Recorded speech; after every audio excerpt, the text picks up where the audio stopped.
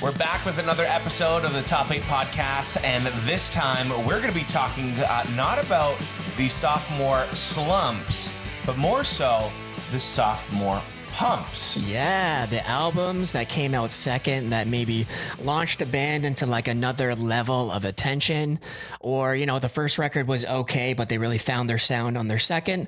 So sophomore pump, I like that. I even think that sometimes the first album was great, but the second album was just better. And a lot of these are also our opinions. So absolutely opinion based for this. If you disagree with us, I mean, feel free to tell us in the comments. We love when you do that. I love being told I'm wrong. I don't know about you, TJ. Absolutely. I love it. I mean, I'm told I'm wrong on like a daily basis. So like, I'm pretty used to it at this point.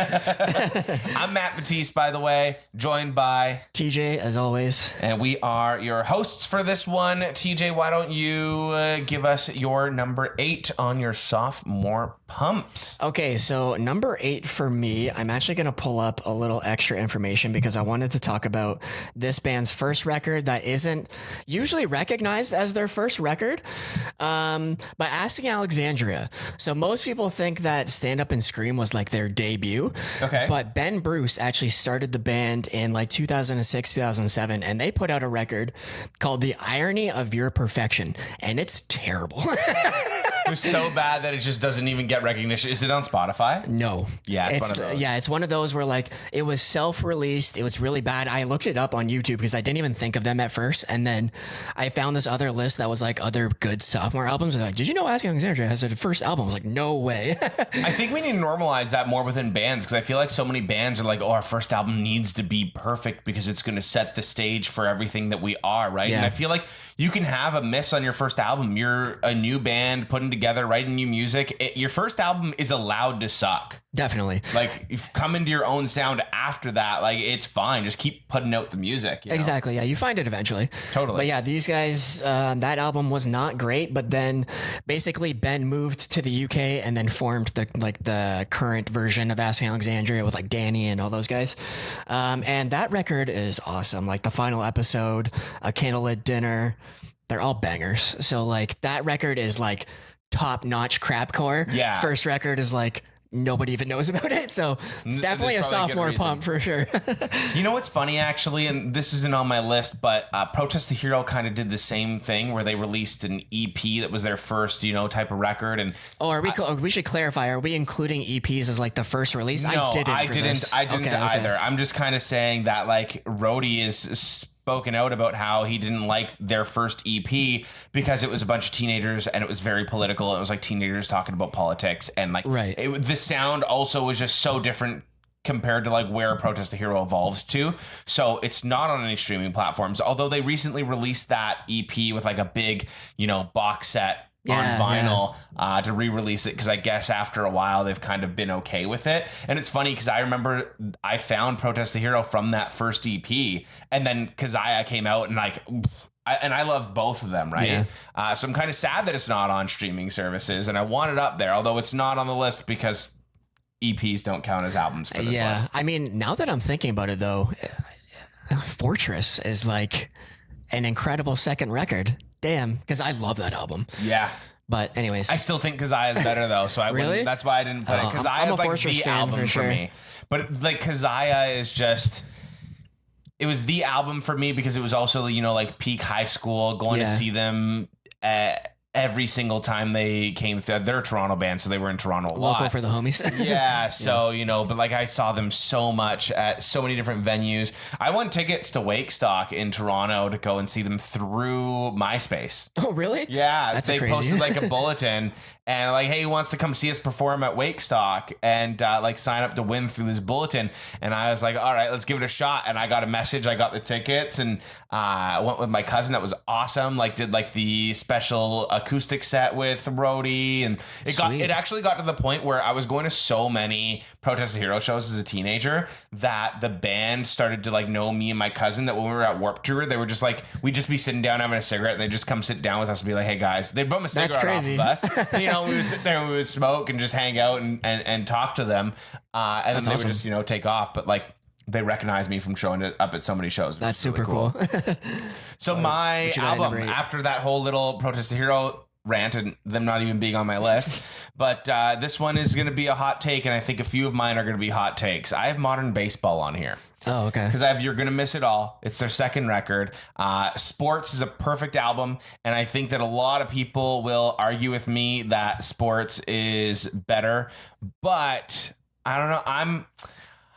I'm a You're Gonna Miss It All guy. Like, I just like opening up with Fine Great, like Rock Bottom on there. I've got my Rock Bottom tattoo with Whatever Forever, like the coffin, and Your Graduation, arguably their biggest song. Like, there's just so many amazing songs on You're Gonna Miss It All that I feel like that just This record is the only Modern Baseball record I've ever listened to. So I think every single Modern Baseball record is perfect. If I'm going to like just want to put that on the record, but like I just feel like You're Gonna Miss It All aged better than Sports as well, just That's because fair. Sports is great. I mean, you got The Weeknd, you've got Tears Over Beers, like it's such a great album, but You're Gonna Miss It All was better. Fair enough. That's a hot take. You're allowed to have it. I don't like maybe it's like a lukewarm take. I don't know how many people. I feel like that is agree or their most disagree with popular me. record. So I don't know. Well, that's my take, and tell me I'm wrong, tell me I'm right. I'm curious to know how hot of a take it is. all right, yeah, fair enough. Okay, number 7 for me. I think this is also going to be a hot take. Is From Under the Cork Tree, Fall Out Boy, because I honestly am not that big of a fan of the debut record, Take This to Your Grave. I really only listen to Saturday. I thought Take This to Your Grave was their sophomore album. I thought it was their debut. Did I? I have Take This to My Grave on my list. Oh no! Did I make a boo boo? I think you made a boo boo. Go and double check that. Bruh. Hold on. No, Take This to Your Grave is their debut, 2003. From Under the Did they Cork have an Tree. EP before and I got that confused as an album? Maybe. Yeah, the From Under the Cork Tree is the second studio album from Fall Out Boy. From Under the Cork Tree. Oh, Take This to Your Grave. Oh, why did maybe I got that confused. My list is all messed up. I'm so confused now. I Take This to Your Grave on my list, but I put From Under the Cork Tree and I meant that. I just got the list confused. Oop. I Fall Out Boy on my list at some point. Okay, at some point, yeah. Both albums are good. I fucked up. cut. I will leave it in. Yeah, I don't know. I know that there's some Take This to Your Grave truthers, but it was like a little before my time where I came in at From Under the Cork Tree. Mm-hmm. So that's just been the Fall Out Boy album for me, where like that one, and then I can never remember the name of the album after that with Thanks for the Memories and whatnot. Infinity on High. Those two records are like amazing pop punk records, but I don't really go before or after those when it comes to listening to Fall Out Boy. So that's just me though. I'm just looking, you know what? Because I was putting on some of them the first album and the second album so I can remember which one. And yeah, 100% From Under the Cork Tree is my more favorite album. Okay, yeah, that's what I figured. Just because for me, it's all about Sugar We're Going Down. That was like the era that got me into and them. Dance. Like there's so many good tunes. Seeing on those this. songs on Much Music and MTV, like the music videos, that's what actually got me into Fall Out Boy. I think with those two songs specifically were so huge too that like you forget how many other good songs are also on that record. Oh, no, Evening Out with Your Girlfriend. That's why I had that there. That's an EP though. Is it an EP? I'm pretty sure it's an EP. It's showing up as an album on Spotify. I know, this is the problem with like a lot of earlier band stuff. That's why I double checked everything. Yeah, I was a little bit lazier. They'll put it as an album, but it was actually like released as an EP. I'm pretty sure. We can double check. Regardless, that, I think both. I think at the end of the day, it works out for Fall Out Boy. I'm just gonna say Fall Out Boy when I get to Fall Out Boy as my their second record, number. whatever it is. Because if we're gonna consider Evening Out with Your Girlfriend as their first record, Take This to Your Grave is way better. If we're gonna consider Take This to Your Grave, I do like From Under the Cork Tree better. That's fair. So at the end of the day, Fall Out Boy. They're on the list somewhere. Enough said, really. Yeah, I'm looking at it now. What a disaster. Fall Out Boy, what are you doing to us? Anyways. Let us know. Fall Out Boy, Pete Wentz, when Patrick you Stump. watch this. Yeah, when you're watching this, because we know that you're going to, let us know, what do you consider to be your first album? So Fall Out Boy, I'll let you get back to your Fall Out Boy hot take now that that's kind of somewhat clarified. That's funny. Yeah, I'm looking at this now. Something just like on Wikipedia, because like that's where you get all your information from. Wikipedia is never wrong. The group attempted to put together a collection of songs in 2 days and recorded them as Evening Out with Your Girlfriend. The rushed recording experience and underdeveloped songs left the band dissatisfied. Yeah, no shit. So let's consider Take This to Your Grave as the first record. All right. Regardless, they can make it to the list with whatever because they're one of those bands that just got better and better and better. Exactly. So that's why it's like the thing is with this episode being a sophomore pump episode, it doesn't mean that the second episode is even like the second album is their best album. It's just, you know, it was an upgrade from their first and they continued to progress instead of get worse, right? Yeah. Because like I even think of bands like Hot Mulligan, and I don't have them on my list, I don't think. No, but because I don't know why I didn't put Hot Mulligan on my list. They're one of those bands. You're double thinking everything. Well, like with a band like Hot Mulligan, it's like every single time they release a song or an album or an EP or anything, it's always their best work. Like they just continually get better and better and better to the point where it's like there's no misses. Yeah. So that's probably why I didn't leave them on. I didn't put them on my list. Maybe because it's like it's not their best record, but like their second album was better than their first album, but then their third album was better than their second and their fourth, you know, so it's just, you know, a lot of the bands to put them there. A lot of the bands that I have on here, like their second record is also what I consider their best record. Mm-hmm. So, but for number 7 for me, and this is another hot take, internet eat me alive, I don't care. I have Pup. I have The Dream Is Over their self-titled, and their self-titled actually has one of my favorite songs by them on it with Dark Days, but I think as an album The Dream Is Over is better and it was a step up, and I think that's probably an argument within the Pup world of what's better, self-titled or The Dream Is Over. I'm a Dream Is Over guy. I don't think there's no shot to self-titled. It's also a great record, but Dream Is Over, it was just, you know, that upgrade for them. Yeah, fair enough. I wish that I was into Pup more, especially because they're like touring with Sum 41 for the final shows too. You need to listen to them more. I know. I've listened to them on and off. Like I've checked out their stuff, but nothing's ever really like stuck with me. So I gotta just like sit down, put on a full record and just like let it take over me and just like see what happens. I think you also need to go and see them live. Yes. I haven't seen them live and I've heard that they put on a great show. That was the Dirty Nil for me. Sorry, it's completely off topic, but like I couldn't really get into the Dirty Nil either, but then I saw them at Rock the Park and I was like, these guys fucking rule. Yeah, there's just something about when a band is so good live and have that presence. It really like elevates their music. Like I went into the first Pup show that I saw like liking their music, and then I left that show loving their music. Yeah, no, that's what you Years want, did though. that for me too, actually. Really? Like I always liked the Wonder Years, and then I saw them live and I just had goosebumps the entire time, and it took me right back to feeling like I was 16 again at a show, like the same goosebumps that I had when I was a teenager, but I was older when the Wonder Years were doing their thing. Right. And then I saw that and I'm like, oh my God, this is like the same feeling I had when I was 16 seeing bands for the first time, and I fell in love with them. Another band that did this, like their live performance really sold me, was Holding Absence. Okay. Like seeing them live, so like they're just phenomenal live. And I actually almost put them on my list for like greatest sophomore record too, because The Greatest Mistake of My Life is like one of the best records like I've ever listened to, but there was just like too many good albums that they're just like, they were number 9 on my list of 8. I feel like this episode's already turning out to be a geek out episode. It really is. Like we've already gone off onto so many different paths with this episode. Don't hate us when this is an hour and a half long. I love it. I love it though. Do you give me your number 6? No, I haven't. So I'm going a little off the norm with this one for the emo purists, but I have Good Kid, Mad City by Kendrick Lamar. Love it. I absolutely love that. I don't have Kendrick on my list. I was trying to stay a little bit more on to like the emo pop punk theme. I tried, but like this album is what I consider one of the best rap albums of all time.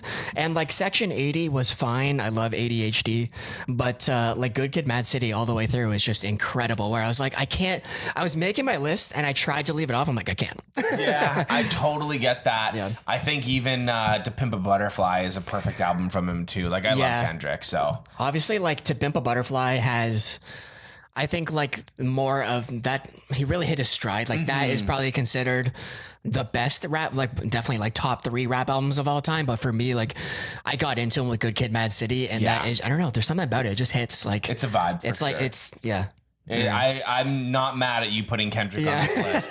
Not at all. Wanted to give some diversity here, so. Mine's kind of like emo adjacent for number 6. Okay. Because I would argue with anyone that this album is an emo album, even though they're not really an emo band. I have Weezer Pinkerton. I thought about putting this one on there. Weezer Pinkerton on its own is actually like an emo masterpiece. And I think that was a big step up. I love and hate the story behind the album, because the thing is like they released the Blue album. They had a bunch of success as a popular like pop rock band. You know, you have Buddy Holly and My Name is Jonas and all these other songs that are on this album.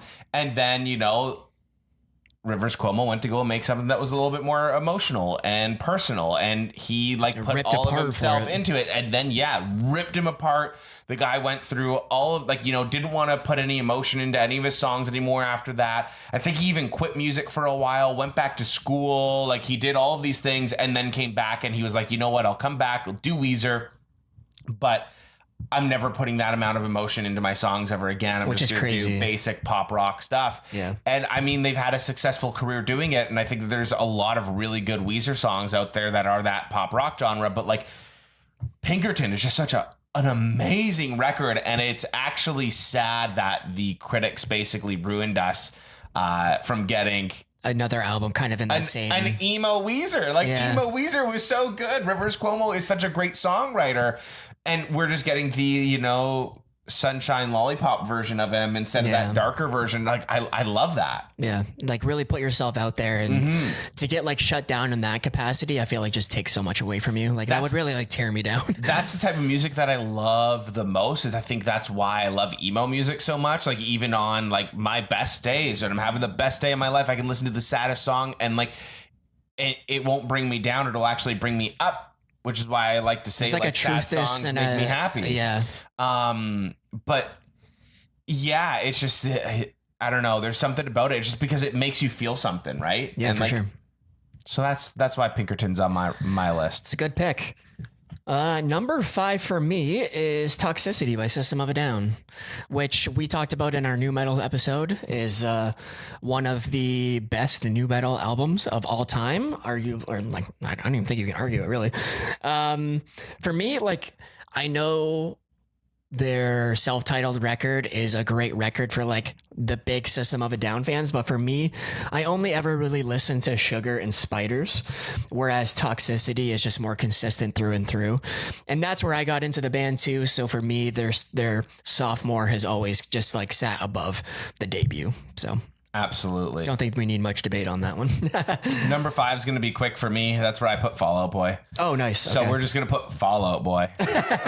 Whatever record you consider. Yeah, whatever record you consider to be their second record, that one's better. Cool. Love it. Okay, number 4 for me then is Suicide Season by Bring Me the Horizon. Oh, yeah. Okay. So this is like, I enjoy Count Your Blessings because I like deathcore Bring Me the Horizon, but them making the pivot into metalcore, I think was very foundational for them, like forming the sound for like the rest of their career. And this was I feel like everything is just like, this was my introduction into the band, but this is where I found them. So I've always been, just like a huge fan of Suicide Season in general. So yeah, I don't know. That pivot for me was a big step up, and that's why I think it was a sophomore pump. Absolutely. I mean, I'm not going to argue with you on that one. I think that was assume it's not on where your a lot list. of us found him. It's not on my list. I don't have Bring Me the Horizon there. Okay. Who I do have, though, is Motion City Soundtrack. Okay. So I have Commit This to Memory. And here's the thing. Like, I found them around Commit This to Memory. It was about 2005. And I downloaded both of their albums, I Am the Movie and Commit This to Memory. And I know they're on their I Am the Movie tour right now. And there's a whole bunch of amazing songs on this, like The Future Freaks Me Out, My Favorite Accident, Boombox Generation, even Red Dress was one of my favorite songs, Autographs and Apologies, A-OK, like so many bangers on that album. But I think Commit This to Memory just kind of takes it because the songs just felt bigger and I listened to them a lot more. Like, I mean, Commit This to Memory had Everything Is All Right, When You're Around, Make Out Kids, Let's Get Fucked Up and Die, which is arguably their best song of all time. So I think that sort of a very similar sound, but just had more bangers on it. Like, I don't know. And they're just one of those bands that just, whenever I hear Motion City Soundtrack, immediately I have a smile on my face. That's, I mean, that's all you need, really. Yeah. Cool. So that's why they're number 4. Okay, top 3. Getting into the top 3 here. My number 3 is A Different Shade of Blue by Knock Loose. Ooh. Yeah. Okay. See, okay. I want to hear where you're going with this. I'm gonna let you talk before I say anything. So the reason I put this here is because A Different Shade of Blue really flipped the switch in my ability to enjoy Knock Loose. I did not, I couldn't get enough sound with laugh tracks whatsoever. And I know we talked about EPs, but like Pop Culture. Yeah, I honestly, even to go back and listen to it now, I'm not really a fan because I think it's super underproduced and I'm just not a fan of it. But this album was what I considered to be a perfect heavy record when it came out. I was like, this is everything I want in heavy music. I can see you are fuming. Pop culture is the best. The thing is, I love Knock Loose and they keep getting better and better and better, but also it's I don't know, Pop Culture is just so perfect. It is so good. I can go back to that every single, to me, it'll always be their best work. Really? Yeah. That's so surprising. Pop Culture will always be their best work for me, but I don't get it. It doesn't click for me. Even laugh tracks, Pop Culture and laugh tracks are the epitome of Knock Loose. They're so perfect. And then it's sort of okay, everything else is really good and they're continually getting better and they're getting heavier as the band progresses, and I can appreciate it and they still get me amped up. But it's there's just something very special about Pop Culture and laugh tracks. And I think it's just because it has more of that maybe it's because it's underproduced. It has more of that punk sound, and that's what I like more. We've had this discussion a million times so far on this podcast. But Pop Culture reminds me of a traditional hardcore punk record. See, I think that's where the difference is, where I was never into the hardcore punk scene as much. So this Pop Culture, I still, even now that I've become a massive fan of Knock Loose, I love laugh tracks. But even to go back and listen to Pop Culture, I'm it's not it for me. All My Friends? Yeah. I'm screaming that in the car and I want to punch a toddler. It doesn't do anything for me. Whenever I would look up their set list, I'm oh, I gotta listen to this now. Oh my God. I know, hot take, and it's terrible, but I don't know, A Different Shade of Blue was just so dark and grimy, but mixing together metalcore and deathcore with these really atmospheric sections. I feel they just had a vision and they executed it fucking perfectly, where I don't know. And then I said, it just it flipped the script where I was oh, I love this band. And then I was able to go back and listen to laugh tracks and enjoy it. I don't know what it is. It was something about that record. It just hit me. Well, they also redid All My Friends. Oh, really? There's 2 versions of All My Friends. There's the Pop Culture version and there's another one too. What album was that on, or was that a single? Oh, they did it as a part of the Mistakes Like Fracture single. Yeah. Interesting. I might have to listen to that. Because I never go back and listen to Pop Culture. I just ever. I should go back and listen to it. You should go back and listen to Pop Culture, because Pop Culture is when I turn on Knock Loose, I usually throw on Pop Culture first. Really? That's I'll have my Knock Loose full discography playlist, and a lot of the times I'll throw on Pop Culture and listen to that from start to finish, and then I go to shuffle. Damn, that's crazy. Cause it's so good. All my friends have problems with themselves. Yeah. They don't talk about it. No, nothing helps. It's so good. Anyways, yeah, you got me angry on that one. So we're just you're welcome. Number 3, I have My Chemical Romance. Oh, three cheers. Okay, I left it off of my list, but it should be probably on my list. Why did you leave it off your list? I just I also really enjoyed Bullets. So I was like, it was like Bullets, Three Cheers, and then the Black Parade. Where Okay. like I just hold the Black Parade in like such high regard. Where like I understand it probably should be on here, but I also wanted to like shout out some of these other albums that I feel like Yeah. I would have put them probably at 8, but I really wanted to bring up the Asking Alexandria thing because I think it's hilarious.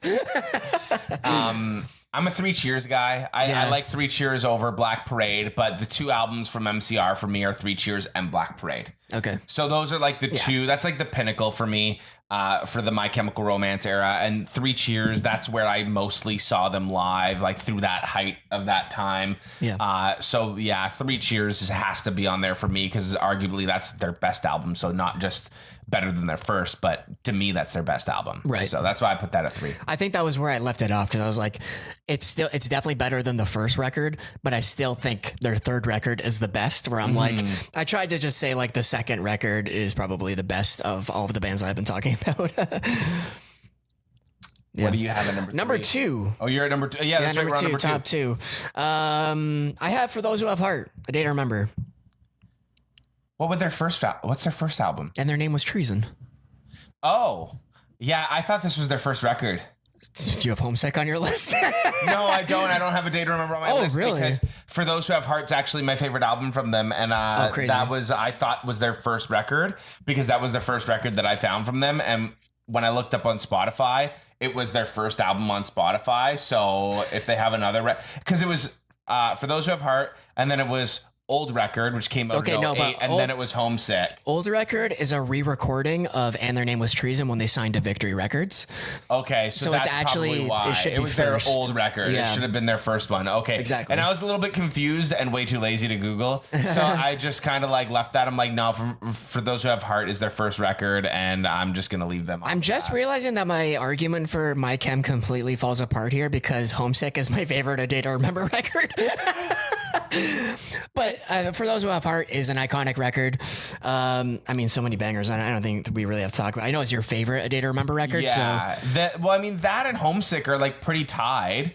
For Those Who Have Heart have a little bit more nostalgia for me because like I just think about like sitting outside the cafeteria in my high school like listening to this album, and like that like changed everything for me. It was one of those like pivotal albums that the theme of this podcast that we've talked about. But Homesick is also a perfect album too, right? So that's where this argument kind of falls apart. But I think because and their name was Treason was like it had decent songs, but it wasn't a good recording, and they hadn't really found themselves in my opinion. Whereas they like really found the sound that was going to define what for the rest of their career essentially with For Those Who Have Heart. I straight up don't like that album. And Their Name Was Treason. Yeah, I don't. I've listened. They've got to some good songs. Even the re-recording of like Old Record, and I don't like it. I skip every single song, so it's like I just don't include it in any playlist. Yeah. Like for me, I just pretend that one didn't exist. So fair enough. Yeah, I know there's a couple good songs on it. Heartless is really good, and then You Had Me at Hello is like an acoustic sing-along track, which I really love. Yeah. That's probably.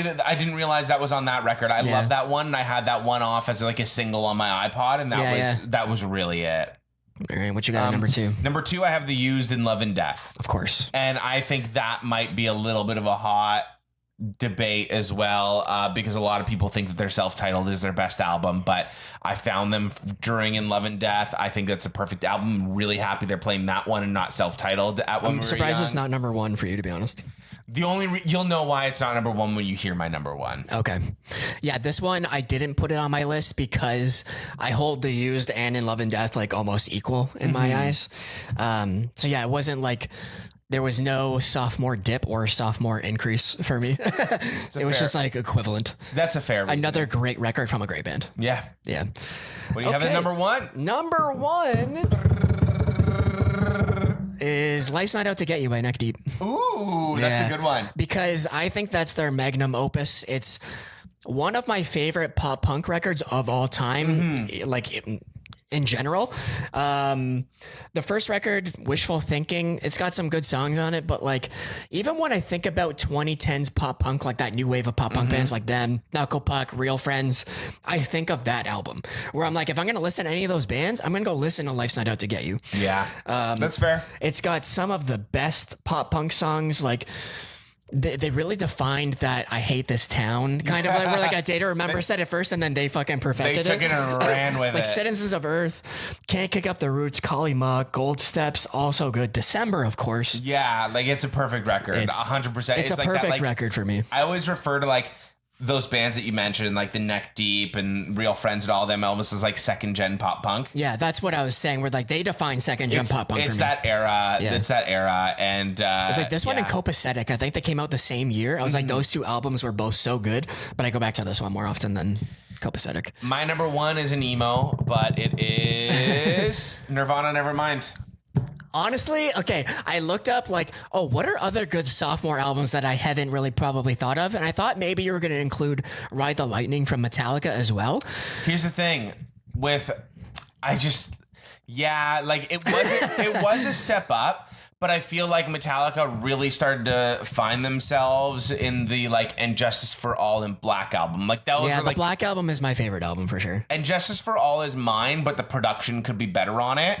And then the Black album is also just perfect. And I'm just kind of like, Kill 'Em All to Ride the Lightning. Yeah, it was a step up, but was it that much of a step up? And like, there's so many other bands to include in this. So that's why I put Nirvana there, because Nirvana was like the most impactful band. Like I was like Kurt and Nirvana obsessed as a teenager. Yep. And I don't care what anyone says about like Nevermind being their biggest. So people are like afraid to say that that Nevermind's their best album. Nevermind is that album for It's me. their biggest for a reason. Yeah, and like I love In Utero. I think, but I just think it's like Nevermind, and then like In Utero. smidge. But I've got the In Utero tattoo mostly Right. because I didn't want to get a naked baby tattooed to me. But like I have, Makes sense. I have the In Utero angel tattooed on my calf. It was my first ever tattoo. And the jump from Bleach to, which I also love Bleach, that's more of like the raw, authentic, like punk side of Nirvana. But the step up from Bleach into Nevermind was just so drastic. Yeah. And it was such an important album, not just for myself, but also the music industry, for rock music, it pretty much for defined everything. like the grunge era, really. For a generation. Yeah. So it's just like, it's such a big album. It's so hard to ignore. So that's why I had to put it at number one. Yeah, now that I'm like, yes, that's obviously your number one when you said it. Yeah. Like Nevermind has had a bigger impact on more people, the music industry in general, on myself, than any of the albums that we've talked about here today. So I had to put that at number one. Of course.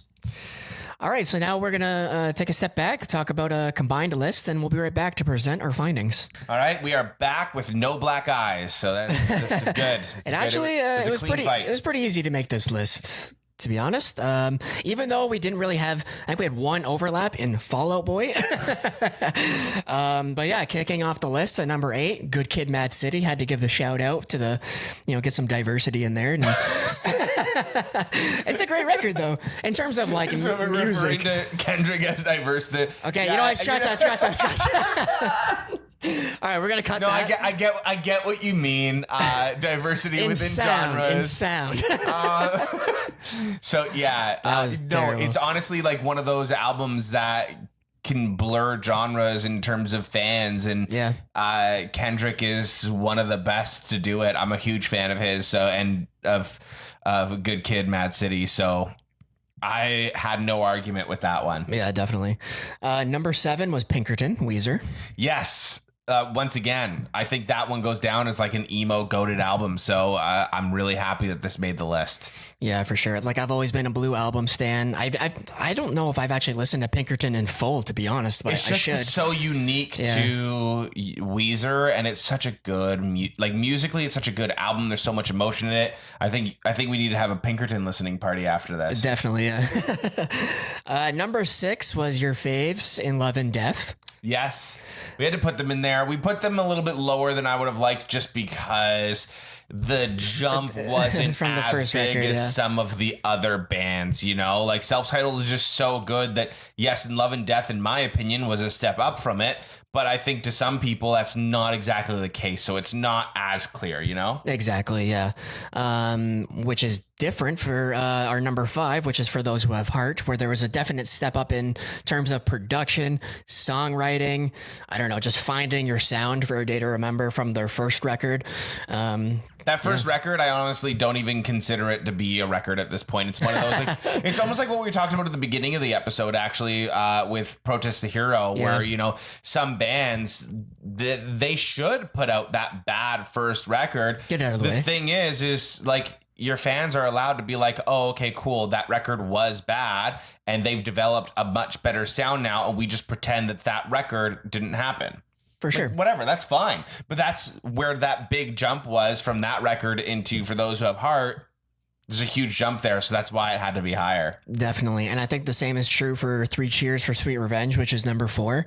Huge jump in that one. In comparison to the U's, where it was kind of like here and here, I think from the first record to that record is like, it's a giant step up in terms of, I don't know, everything really. Yeah, so that's why My Chem jumped up a lot further on the list. Yeah, and then number 3 was our last shared one, which is Fall Out Boy, but specifically from under album. Yeah, ideally from Under the Cork Tree, which I think is just, I don't know, one of those perfect pop punk records, and nobody can deny that, in my opinion. Whatever album you want to say is their second album is the better one, because it was just, you know, 1, 2, 3, better, you know? Yep, definitely.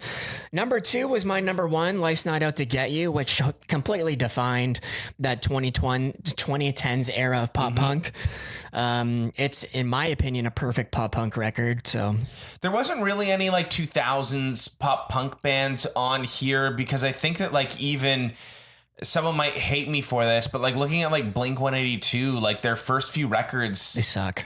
Yeah, like they were like good for the time in terms of, like, you know, skateboarding videos and like for what they were, and they're still fun, but they've really got like 1 or 2 hits on there, and then they really came into their own later on when they're releasing, you know, Enema, Take Off Your Pants, like all of those, where that's where it's like, if they released Enema as their second record, totally different. But I know there's some Dude Ranch fans out there that are gonna yell at me for saying everything I just said, which is why I was like hesitant to say it. But same, I always, whenever I like revisit or do like a Blink-182 deep dive, I start at Dude Ranch and then go up from there, because like I just don't listen to the early punk stuff. And like, there's, like I said, there's like little gems in each album, but like they didn't really go from like 1 to 2 where it was such a big step up. And their first few albums were like good, and they had a few bangers on there. I see why people saw and liked them, like saw the potential in them, and like that old school skate punk